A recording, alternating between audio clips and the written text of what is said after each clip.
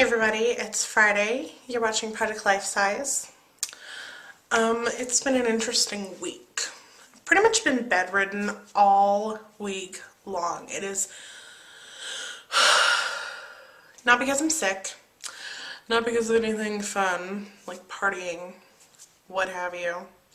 I was in bed because I had a back lower tailbone swollen problem, which was thankfully alleviated today.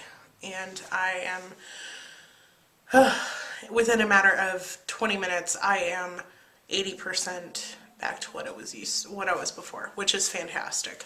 Phenomenal. Couldn't ask for better. And yeah, so that's that. So this week I want to talk about kids. And I want to talk more specifically about the things that fly out of kids' mouths. Now, in my case, these are actual kids, and not grown men and women who just act like kids. So, over the week, my husband and I went to Costco with my mom. And I was in a great deal of back pain, and so I had to hobble everywhere I went, and nothing makes you feel more like an old fat lady than the problem that I had. Skipping further ahead, we went to the food court and had a little something to eat, and I sat down, and I had to sit down real slow because it hurt really bad to sit down. Well, a little girl happened to be watching me, and she said to her grandpa, father, whoever it was, "Wow, she is fat. I don't have any fat on me. Look at me. Yeah, she's really fat." And at the time it didn't really sink in what she was saying until after I looked up, and I looked her right in the eye.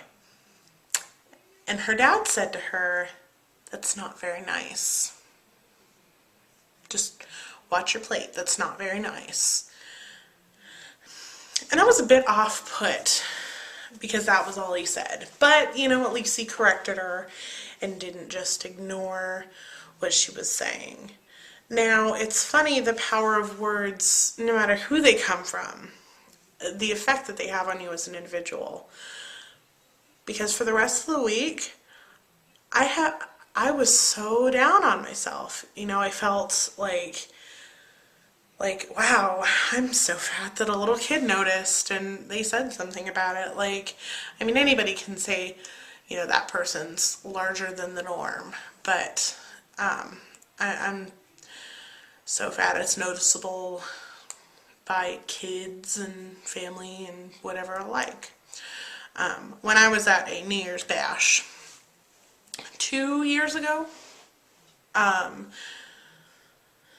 I had a little girl say the same thing, and she came up to me and she was pushing on my stomach, and she said, "You're really big. Why are you so big? Why are you so big? You're so big." And it was a little girl, and I think I was in a clearer state of mind then because I wasn't in any pain, but she kept saying it over and over again, and her mother was you know, enjoying the New Year's festivities off in another side of the room, didn't even notice really. But I just felt so bad, even though it was a kid. And it took me back to elementary school, and, you know, when the kids made fun of you there. And as you're an adult, you don't really notice a whole lot of people saying things. They just kind of keep to themselves. And that's one of the greater parts of growing up is people, not everybody, but a good majority of the people grow up and they don't say things like that blatantly to your face. Now, in my world, ignorance is bliss. I'd rather not. You could say what you want, just don't let me hear it. Don't let me know that you're talking crap about me. It's just not a good idea. And it really challenged me to think about the way that my words might affect somebody, or what I say when I pass judgment upon somebody, even though it was a kid,